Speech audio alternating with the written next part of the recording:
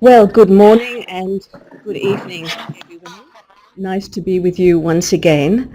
This is our third session on the webinar series Theosophy, Raw and Unfiltered, the Vedas from the past to the present. And today we're going to be looking at the meaning of the word theosophy and some aspects of our work together in the Theosophical Society, based of course on some of the principles that we've been speaking about in the first two sessions.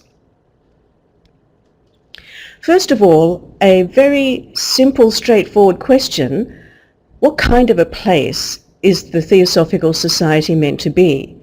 Of course, we get asked that quite often by people coming along to our lodges and branches.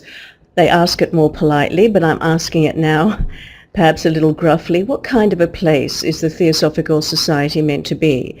So I've got three slightly different answers here. First of all, a very straightforward, non-controversial, factual one. Simply put, the Theosophical Society is a membership association for those who are interested in theosophy. A second level of meaning perhaps, or another, not exactly a definition, but another take on things. The TS is meant to be a place where people are introduced to theosophy and encouraged to develop themselves along those lines for the good of the whole. Now, this is not exactly anybody's definition, but I think it is fairly non-controversial, and many people in the Theosophical Society do feel that it is not just a question of learning a bit about theosophy, but also developing ourselves along those lines and for the good of the whole, not just for our own benefit, even though there is a great deal of personal benefit to be gained. And finally, for now, a slightly amended version of H.P. Blavatsky's take on what kind of a place is the Theosophical Society meant to be.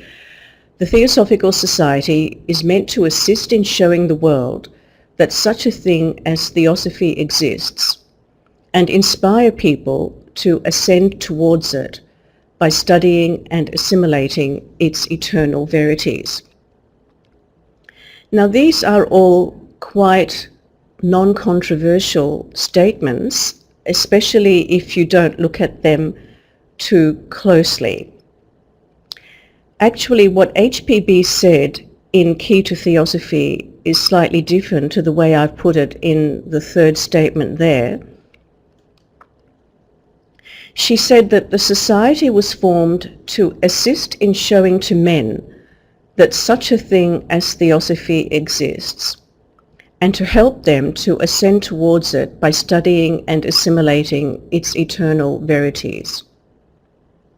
Now, there are two things in that statement which are non-controversial only if we don't think about their implications too closely. The first one is the word showing. What does it mean to show that such a thing as theosophy exists? The meaning of the word show in the sentence, in showing to men that such a thing as theosophy exists, has to first of all include delineating the subject matter, disclosing the object of knowledge. It might just be the finger pointing to the moon, but the finger does actually have to point to the moon. The finger effectively says, there is such a thing as moon, and moon over there.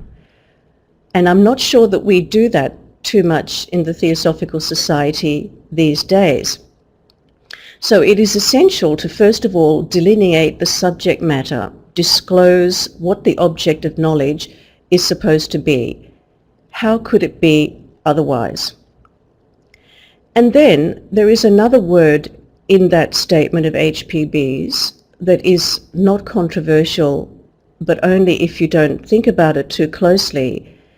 And that's where she says, help them to ascend towards it by studying and assimilating its eternal verities.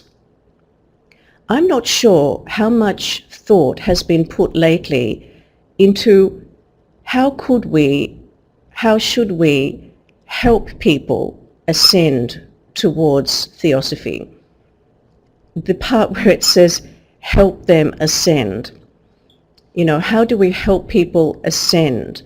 We could perhaps just inspire them to ascend by, first of all, ascending ourselves. For example, you might get a fantastic mountain climber doing a beautiful climb, and then people looking on will say, wow, that was just gorgeous.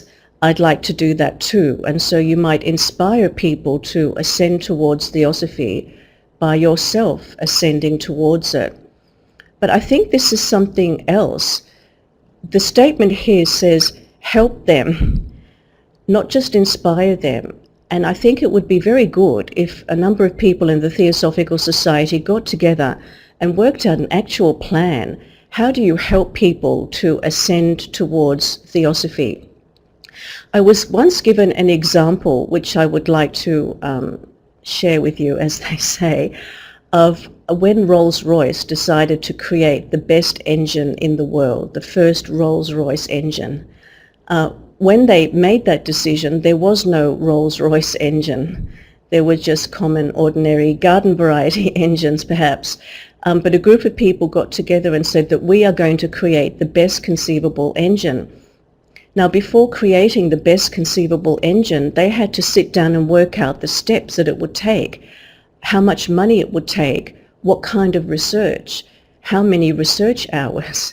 Whereas in the Theosophical Society, we have our objects and we have this injunction to help people to ascend towards Theosophy, but we don't really have a plan on how to do that. Maybe there's a knack to it. Maybe there's a way of structuring our meetings and presenting things to people that is more likely than less likely to end up resulting in a number of people making the trek to ascend to Theosophy rather than just sitting around listening to lectures about it. But first of all, the word show. How can we possibly show the world, or men or women, that Theosophy exists without defining it? This slide is called The Importance of Delineating a Subject Matter. The importance of delineating our subject matter should not be underestimated. There is this wonderful statement in a 5th century, I think, linguistic textbook on linguistics from India called Vakyapadiya, which means words in a sentence. It's what words in a sentence have meaning and how do they have meaning. It's to do with creating meaning and understanding. And it says in that text, in this world, there can be no knowledge without an object to be known. Now that seems like a very basic, non-controversial statement. In this world, there can be no knowledge without an object to be known. In terms of Theosophy and the Theosophical Society, however, it's not quite so uncontroversial, because what it means is, in this world, in the Theosophical Society, there can be no knowledge of Theosophy without clearly defining what is the object to be known. Without an object to be known, clearly specified, we can never get to any knowledge about it. It's important, therefore, that we continue to distinguish the proper object of knowledge from all of the background noise. Otherwise, we cannot even begin to ascend the Himalaya to knowledge and to wisdom.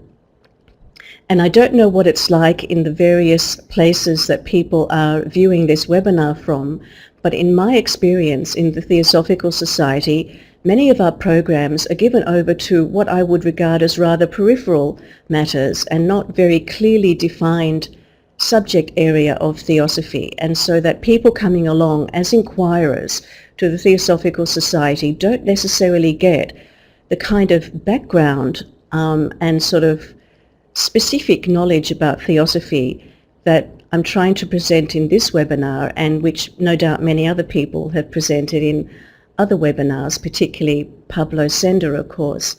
But without distinguishing the proper object of knowledge from all the background noise, we cannot even begin. So, in my opinion, our reluctance to define Theosophy in the Theosophical Society, or to provide a working definition of it, has done us a great disservice. because, to repeat, in this world there can be no knowledge of theosophy without a clear idea of the object to be known. So we begin by clearly defining what we mean by the term and some other terms, outlining the subject area, pointing to the subject area, and then we begin to explore, to delve, to question, and to assimilate. And we don't need to make up these definitions or decide all for ourselves what the subject matter, the subject area is. It's all been done for us in the past, in the very ancient past and in the not so ancient past. It's not just a matter of personal opinion what theosophy is. If we define theosophy based just on our personal opinion, then we are not going to get very far. It's not going to be authentic. There is in fact an authentic tradition, and I believe that that is the best and healthiest and securest starting point for all of us in the TS. Ed says it sounds like a destination. Well, in some ways it is a destination, and let's just see what the destination is. Who gets to say what is the starting point if we're trying to come to an understanding, a mutual agreement, a definition of theosophy? Who gets to say what is that starting point, that delineated subject matter? This is a wonderful quote from N. Sri Ram, the 5th President of the Theosophical Society, from a talk that he gave to the Australian Convention in about 1971. And he says, "A person can find out what theosophy is, partly from the thoughts and writings which have come down from ancient times, partly by studying the modern theosophical works of H. P. Blavatsky, Annie Besant and others, and partly by his or her own earnest meditations and inquiry." To me, that is a perfectly well-rounded roadmap. And partly, not wholly one or the other. I don't think it can be wholly based on our own meditations and inquiry without some kind of a background knowledge, some kind of a starting point that is not just based on our own understanding. And partly, I really do feel that it does need to be based on the thoughts and writings which have come down to us from ancient times, and we've been looking a little bit at the Rig Veda, which is the most ancient writings that we have before us, and also partly by studying the modern theosophical works of H. P. Blavatsky, Annie Besant and others. So as said in the first session, not entirely studying the second generation authors in the TS, but also going back to their primary source, which was H. P. Blavatsky, and not just studying H. P. Blavatsky, but also going back to her primary source, the Mahatma letters, the Rig Veda, the Upanishads, the Kabbalah, so many other primary sources for theosophy. So I thought that was very worthwhile putting to people. A person can find out what theosophy is, and this doesn't just mean us finding out. I think this also means this is what we should be presenting regularly in the Theosophical Society. Theosophy as it has come down to us from the thoughts and writings of ancient times, the works of H. P. Blavatsky, Annie Besant and other writers in the Theosophical Society, and our own earnest meditations and inquiry. Pretty good, well-rounded roadmap there, I feel. Now, we have a fear of dogma in the Theosophical Society, which has been a little crippling.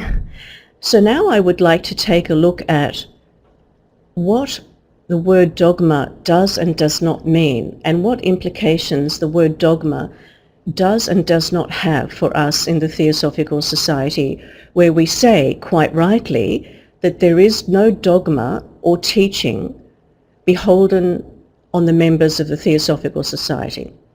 This is not a dogmatic society, it is an inquiry-based society. But let us see now what the word dogma really means. The word dogma comes to us from the Greek doxa, meaning belief, opinion, and appearance. The word appearance there might have already put up a flag for some people who were at the first session, because appearance is Maya. So the word dogma comes to us from the Greek doxa, belief, opinion, appearance, and Latin docere, to teach. From these words we derive in English the words doctrine, a system of taught beliefs, orthodox, accepting prescribed beliefs. We also get heterodox, which is rejecting prescribed beliefs. Doctor, one who is qualified to teach. So that is someone with a PhD, not a general practitioner or a medical doctor.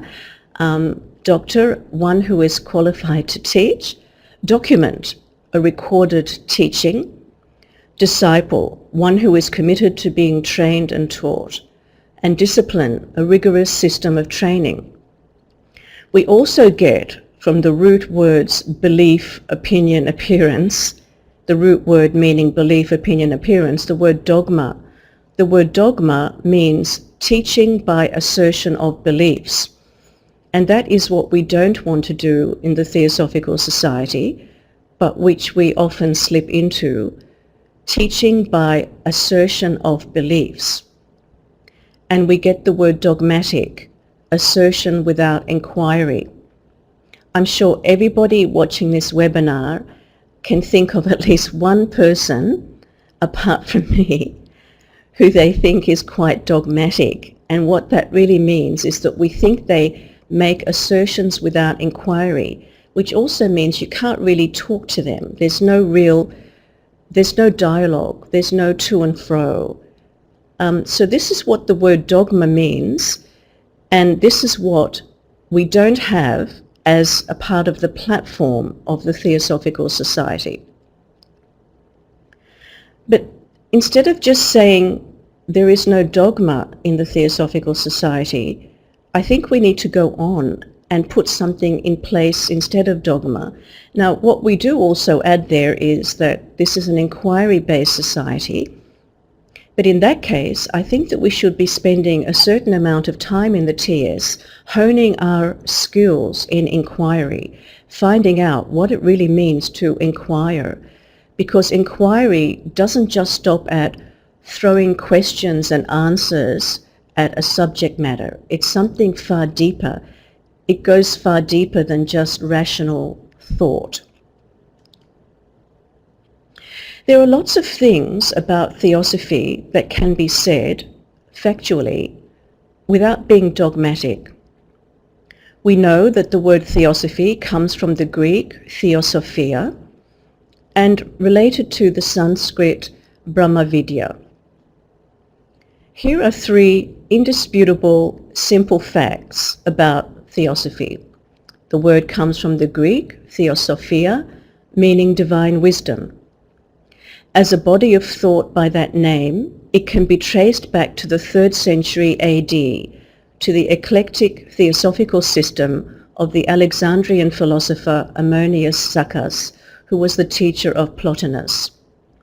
However, as a concept and as a possibility for the human being, the notion of divine wisdom goes back much further, to the Vedas and the Upanishads, as early as 3000 BC, and most likely as early as 7000 BC. So the word theosophy originally comes to us from Greece, but the concept and the possibility of divine wisdom goes back much further, to at least 3000 BC.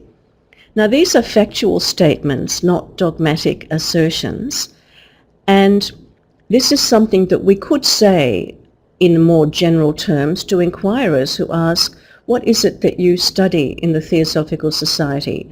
What is theosophy? However, unless we have some kind of a definition or understanding of the word divine in the phrase divine wisdom, the previous slide means very little. Now here is a definition of the word divine, which personally I find to be absolutely faultless, doesn't matter which way you slice it up. It comes from a book, Philosophy and Psychology in the Abhidharma by Herbert Gunther. He says, the divine is essentially a symbolic expression of the fact that interest and attention have been drawn away from the surface of sensuous objects and have been directed toward the within, the background and source of all things. The divine is essentially a symbolic expression of the fact that interest and attention have been drawn away from the surface of sensuous objects and have been directed toward the within, the background and surface of all things. Now just take a little bit of time to explain why I think this definition is so faultless, no matter which way you cut it. First of all, he points out something which certainly I often forget, and which I think many people often forget, that words, for example the word divine, is a symbolic expression. The word is not the thing, but even more so, it is a symbolic expression. Now it's easy to remember that when we're looking at a picture or an icon in a church, a picture of Jesus and Mary or something. It's easy to remember that that picture is just a symbolic expression. And we have to give all the meaning to it. There is really nothing behind that stained glass unless we put it there. It's the same with words. There's really nothing behind them unless we put something there. So the divine is a symbolic expression, and what it is an expression of is the fact that interest and attention have been drawn away from the surface of sensuous objects. Now for those who were here for session 1, they might remember that the surface of sensuous objects is what we call Maya, which is in the category of mithya, the falsity of the world, the unreal world, or the world that is a cover over the ultimate reality, real being, pure contentless consciousness. In fact, every word, every symbolic expression is a cover over the real world, which is not of this world, essentially.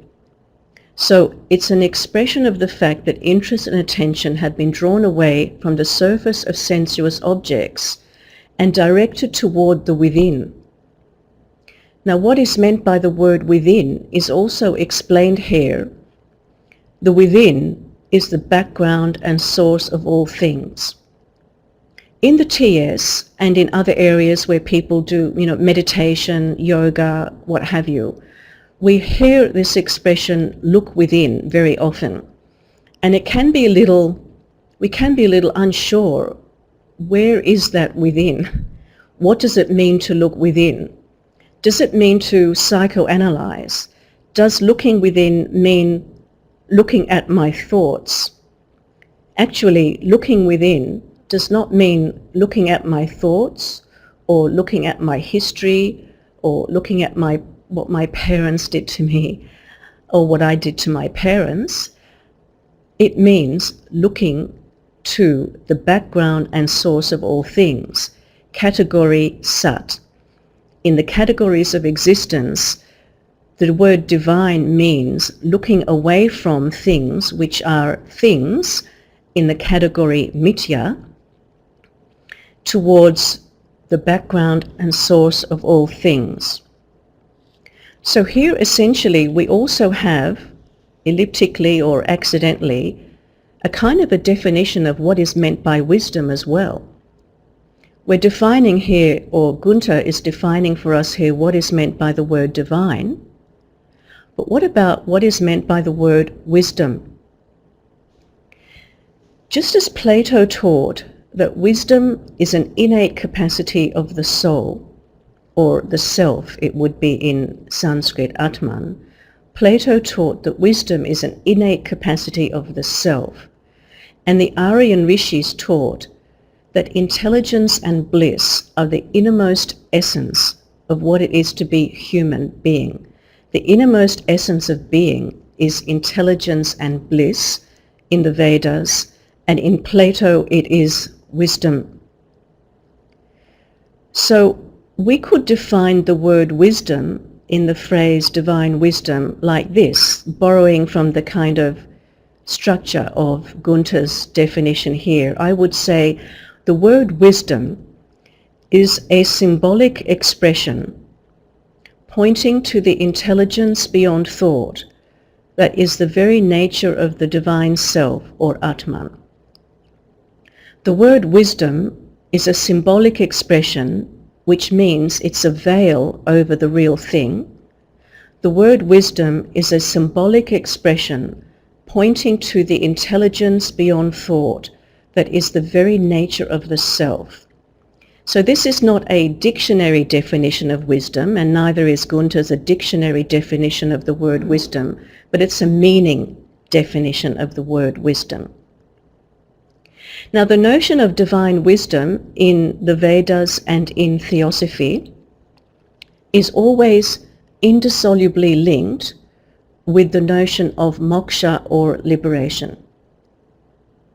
There's no such thing as divine wisdom without divine liberation, because you never attain to the state of divine wisdom without being liberated from the surface of sensuous objects.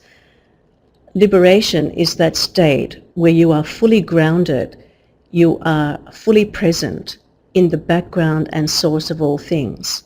And not just the background and source of all things outside in the cosmos, but the background and source of all your own thoughts. When you are fully present in the background and source of all your thoughts, you are in a state known as liberation or moksha or nirvana in Buddhism. If we understand that what we are talking about here, if we use the phrase liberation or if we use the phrase divine wisdom, if we understand that what we are talking about here is actually the state of wakefulness, then it will become clearer why these things are all indissolubly connected one with the other. As Roberto Calasso pointed out in his book Ardor, which was recommended to me recently by one of our viewers, this state of wakefulness, of which I'm speaking here and which is throughout the Upanishads and Theosophy, this state of wakefulness is not opposed to sleep, it is opposed to the ordinary state of wakefulness. Last time, I think it was Deborah who asked, what impact would this have, this awareness have, on my lower self? It would wake it up. Our lower selves would be more awake in this state. So the state of wakefulness or liberation is not opposed to sleep. It is opposed to the ordinary state of wakefulness, which certainly in my case is inert, inattentive, automatic, and we might add, always based on conditioned responses. It's in reactive mode all the time. The more in tune we are with the self, which is divine wisdom, the more our minds will run straight and true and sharp and attentive. So it is in fact the norm to be unawake, but I think it's important not to think of the awakened state as something that is reserved for the elite, some kind of a spiritual elite. Awake is really how we are supposed to be. It may not be the norm for us. The norm for us might be to be relatively inert, inactive, inattentive, and also not very happy, not at peace, and not necessarily very helpful. But that is the norm only for the unawakened. It is not necessarily the norm for human being per se. Now I'd like to just move on and have a look at the same story that we have before us, but looking at it from the subject of occultism briefly. Sometimes Wikipedia ends up yielding quite good definitions, and the definition of occult in Wikipedia is pretty good. And I've taken some of the terms from that definition in this slide. So occult means variously clandestine, hidden, secret, knowledge of the hidden, knowledge of the paranormal, and study of a deeper spiritual reality. These are some of the terms to define occult in Wikipedia, which also describes a number of magical organizations or orders and the teachings and practices taught by them, and also to a large body of current and historical literature and spiritual philosophy related to this subject, which would also of necessity include many of the works of H.P. Blavatsky and other authors in the Theosophical Society, would be classified in this as occult. The word occult and the phrase occult sciences are used by HPB in different ways on different occasions. And in this slide, I have put down some of the words that HPB, some of the sciences which HPB has referred to throughout her works as one of the occult sciences. She has referred to astrology as an occult science, alchemy, ritual magic, magical Kabbalah, tantric worship, and sorcery. Each of these words has appeared in the same sentence of H.P. Blavatsky's, along with the phrase occult sciences. Now we might assume that occultism is the underlying philosophy behind the occult sciences. But curiously, where H.P. Blavatsky uses the term occultism, she goes a lot deeper than that. In the same sentence that you find HPB using the word occultism, she might say Raja Yoga, Atma Vidya. Atma Vidya means self-knowledge, literally, the knowledge of the self. She has also said self-knowledge, which is of loving deeds the child. She sometimes equates altruism with occultism. She equates esotericism with occultism, which in many ways is in fact a synonymous term, not completely, but in many ways. She refers often to theurgy, which is literally translated as divine work, and which we will have something to say about shortly. She has also said that occultism is true wisdom, and I think she would probably agree that the definition on the previous slide would pass for her as both occultism and true wisdom, and of course Theosophia. So for HPB, occultism is equated with Theosophy, whereas the occult sciences are a kind of a lower order of activity and sometimes can end up in sorcery, which is definitely not where you end up on the path of Atma Vidya, altruism, esotericism, theurgy, or true wisdom.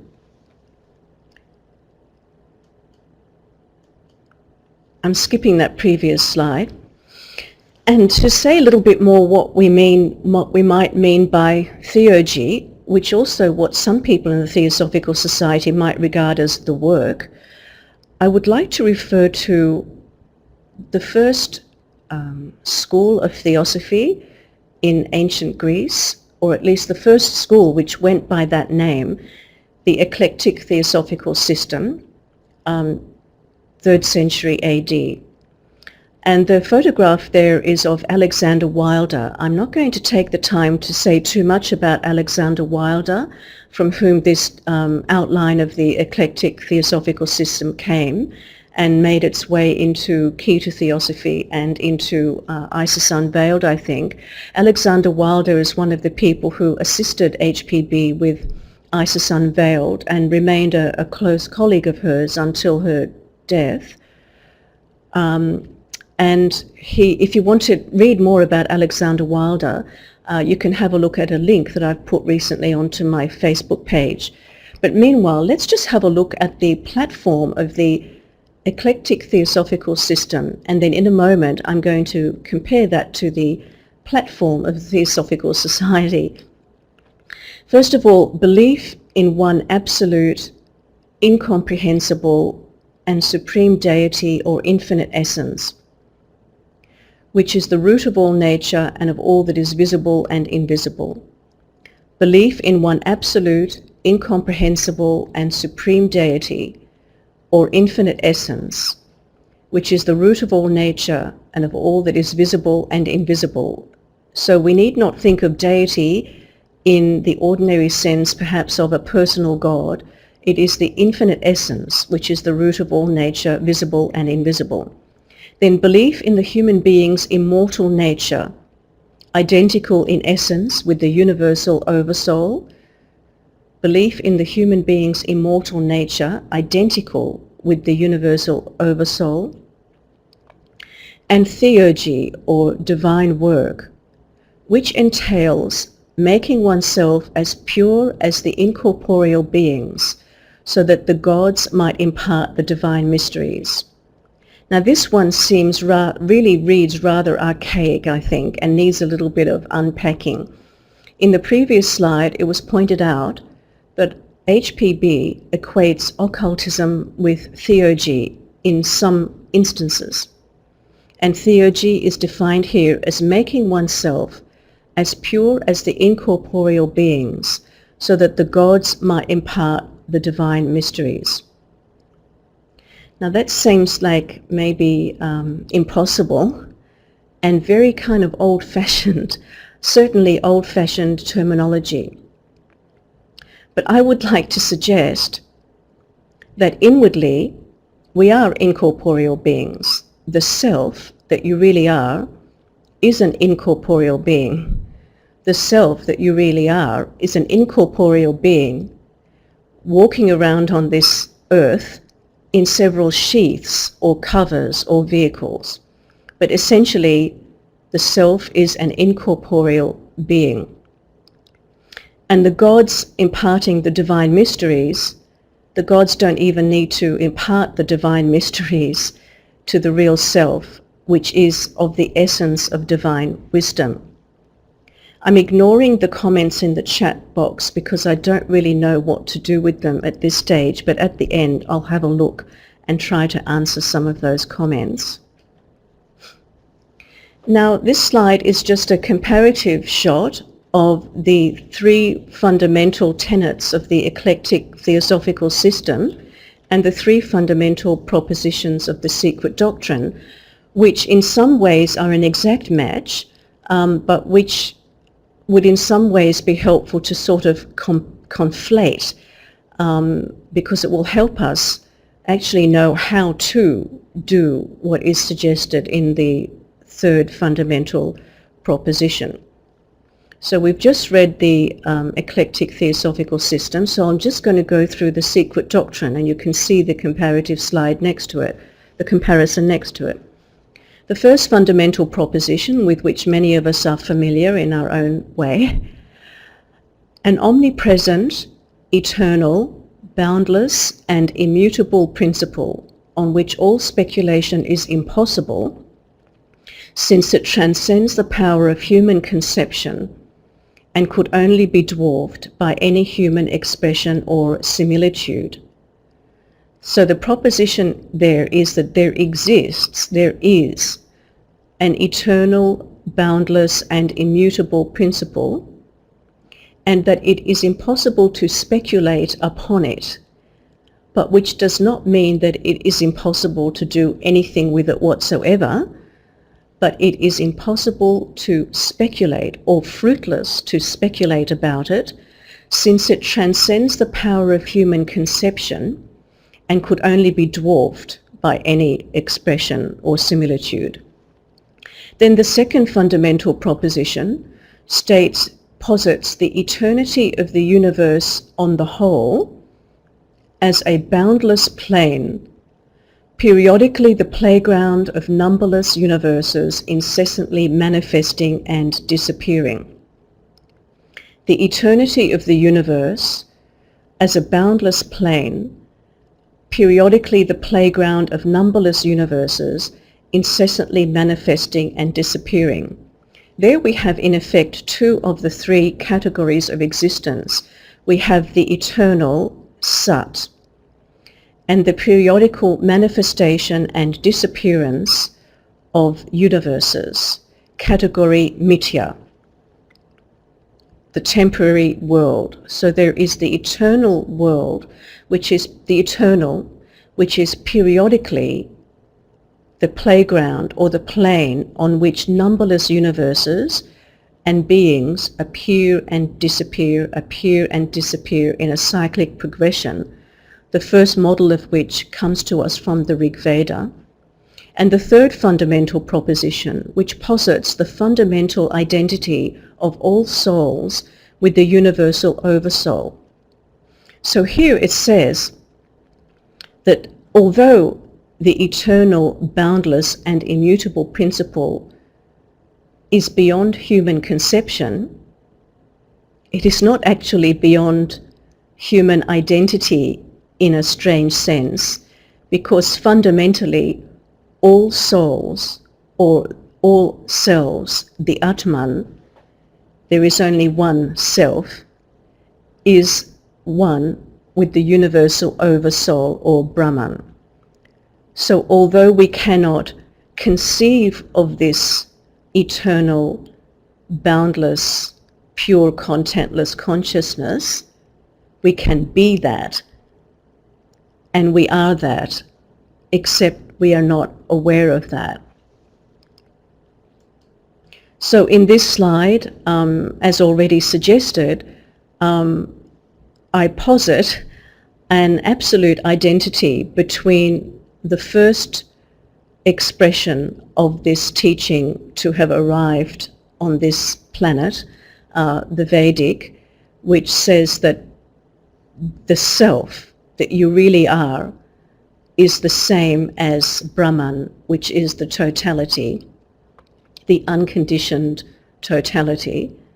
Then the second expression of this that comes to us, at least in this webinar, and the first by the name of Theosophy, is that of the eclectic theosophical system, belief in one absolute, incomprehensible and supreme deity or infinite essence, which is the root of all nature, of all that is visible and invisible.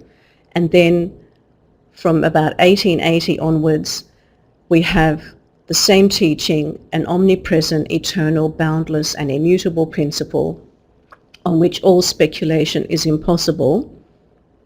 But while all speculation is impossible, there is still a fundamental identity of all souls or all Atman with the universal oversoul, which is Brahman. In Ammonius's system, belief in the human being's immortal nature, identical in essence with the universal oversoul. Yes, the supreme deity is the same as the universal oversoul, of which we are each a spark. Now, Sri Ram, in his quote earlier on, in the quote that I selected from his work earlier on, said that there are three ways, three roads to theosophy for us in the Theosophical Society. We learn what is theosophy partly from the ancient writings that have come down to us, partly from the writings of H.P. Blavatsky, Annie Besant and others, and partly from our own understanding. And of course, in this field of endeavour, our own understanding is absolutely indispensable, and we're going to be looking at that very closely in session 6. The essential role played by us today in our understanding of theosophy and in the presentation of theosophy in the present time. So, talking about ancient sources, I would like to point out, before getting to this slide actually, there is something quite essential that I forgot to mention at the beginning of this webinar, which I would like to point out now. While we're talking about original sources, and I keep referring to the Vedas And I've pointed out in the first session of this webinar series that the first expression of many of our sciences is from the Vedas. And I really mean our sciences. You know, it's our astronomy, our mathematics, our medicine, and our astronomy. So and also the first expression of any English language speaker, the root of it is, because English is an Indo-Aryan language, our first text is actually the Rig Veda. So for English speakers, our first philosophy text and how to live life properly text is not the Torah, it's not the I don't know what, it's not the Tao Te Ching, it is the Vedas. And so much so that the German Sanskritist Friedrich Max Müller once remarked, insofar as we are Aryans in speech and therefore thought, so far the Rig Veda is our own oldest book. Isn't that a cool statement? Insofar as we are Aryans in speech, that is in thought, so far the Rig Veda is our own oldest book, the first development of intellectual activity in our own race. Now I would like to show one more time, before we close for today, how the first expression of Theosophy, as it was given to the world by H.P. Blavatsky, was actually Vedic. Shankaracharya, the lifespan of which 788 to 820, summed up the whole of the teaching of the Upanishads, which is Vedanta, summed up the whole of the Vedanta in 3 pithy little sentences. Brahman alone is real. The world is unreal. Ultimately, there is no difference between Brahman and Jiva. Jiva is the embodied self. So Shankaracharya taught that the whole of the Upanishads, the whole of the Vedanta philosophy or teaching, could be summarized in these 3 sentences. Brahman alone is real. So Brahman, which is the unconditioned totality, category Sat, is alone real. The world is unreal. It is a projection or a Maya of Brahman, category Mithya. I'm referring here to the first session of this webinar. And ultimately, there is no difference between Brahman and Jiva, which is the same as saying, or you can summarize the whole teaching again in one sentence or one phrase, which is Atman is Brahman. Now compare this to the fundamental propositions of the secret doctrine, the first of which is an omnipresent, eternal, boundless and immutable principle on which all speculation is impossible, since it transcends the power of human conception and could only be dwarfed by any human expression, i.e. Brahman. The first fundamental proposition of Theosophy or of the secret doctrine is Brahman, that there is Brahman, that Brahman exists. The second, the eternity of the universe, periodically the playground of numberless universes, incessantly manifesting and disappearing, that is the Mayavic world, the level of the world, the falsity of the world in the categories of existence, Sat, Asat and Mithya. The eternity of the universe as a boundless plane, but periodically the playground of numberless universes. And those numberless universes, including the numberless universes of all of my thoughts, are a veil over that which is alone real, which is the Atman in the human being and in the universe Brahman. And finally, the third fundamental proposition, the fundamental identity of all souls with the universal oversoul, which in Shankaracharya was, ultimately, there is no difference between Brahman and Jiva, the fundamental identity of all souls with the universal oversoul.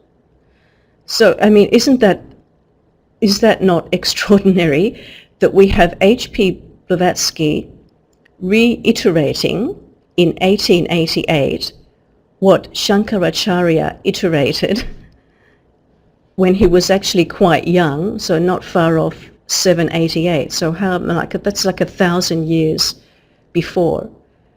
And prior to that, the same teaching was iterated in the Rig Veda. So now to close,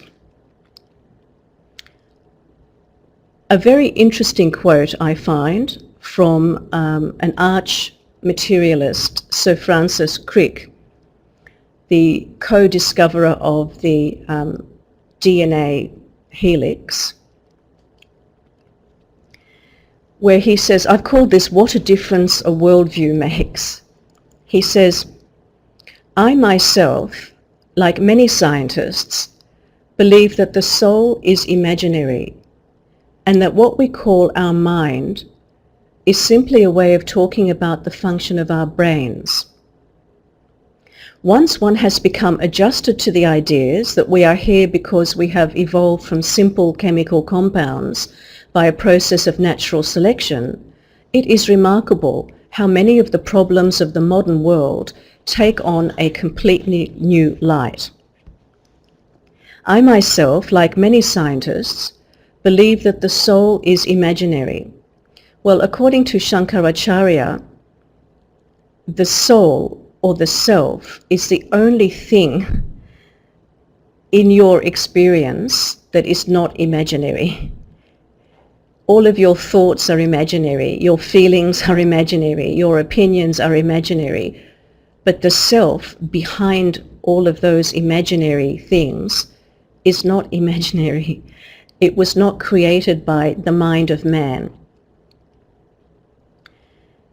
And it is in fact amazing what a difference a worldview makes.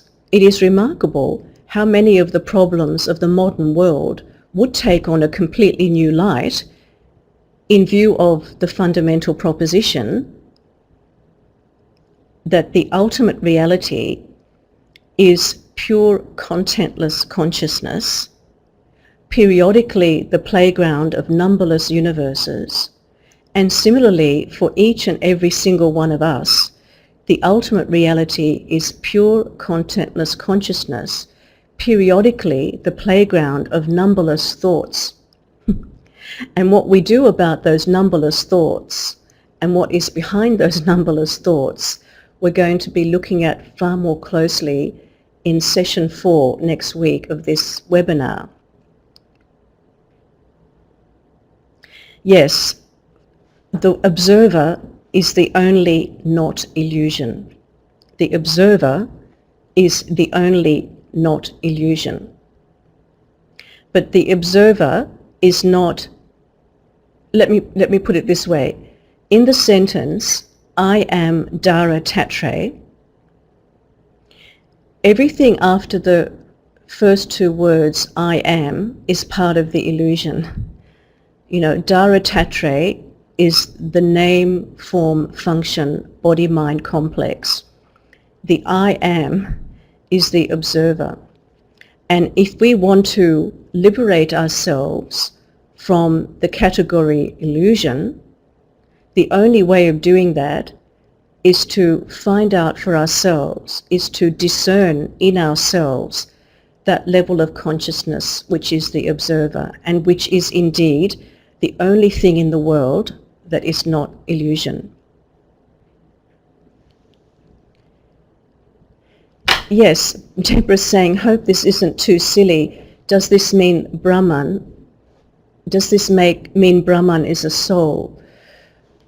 I'm not absolutely sure what is meant there, but in Shankaracharya's teachings in the Upanishads, there is no essential difference between the innermost essence of the universe, which is Brahman, and the innermost essence, the most subtle essence of human consciousness, which is the Atman.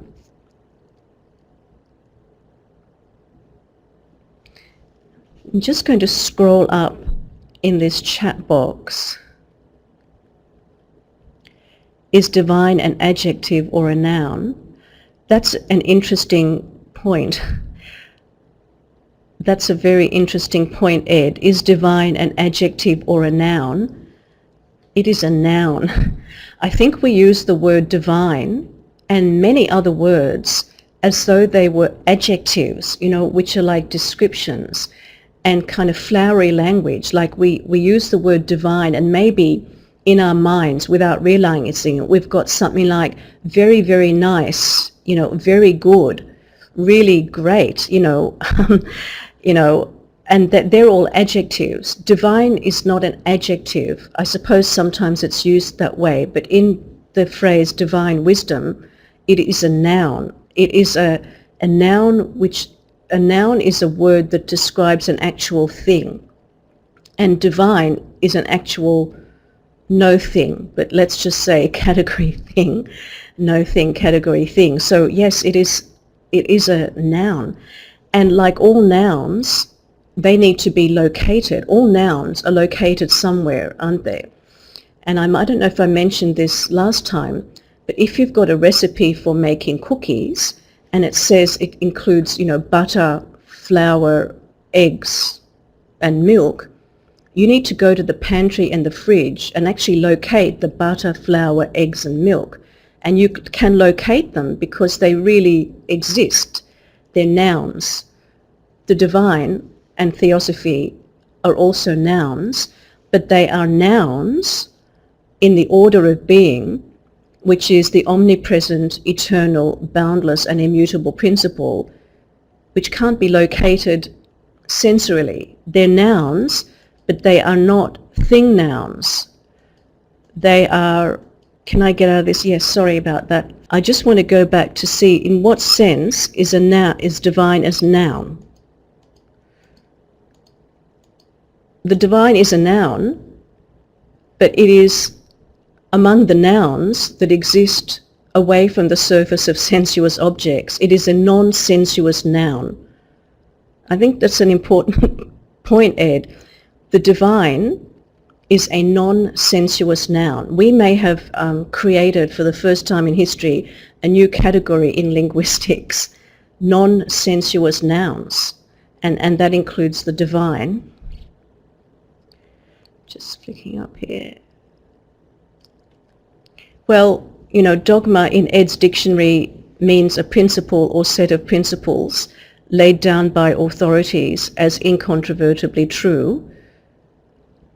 Yes, in some ways. It's a system of taught beliefs.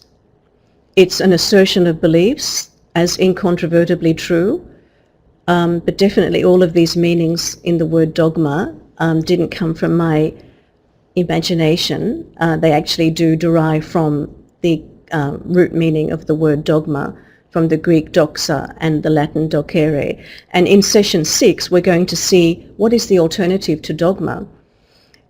In Plato's teachings, belief, opinion, appearance, doxa, is the category where science is. Real knowing and understanding is something else altogether. It doesn't come from the word dogma at all. So there's quite a big difference in Plato's teachings between dogma, belief, opinion, and appearance, and wisdom, knowing, understanding.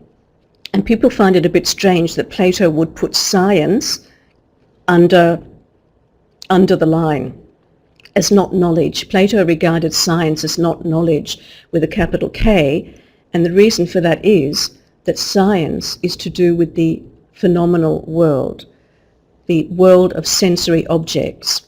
And wisdom is found when interest and attention is drawn away from the surface of sensuous objects.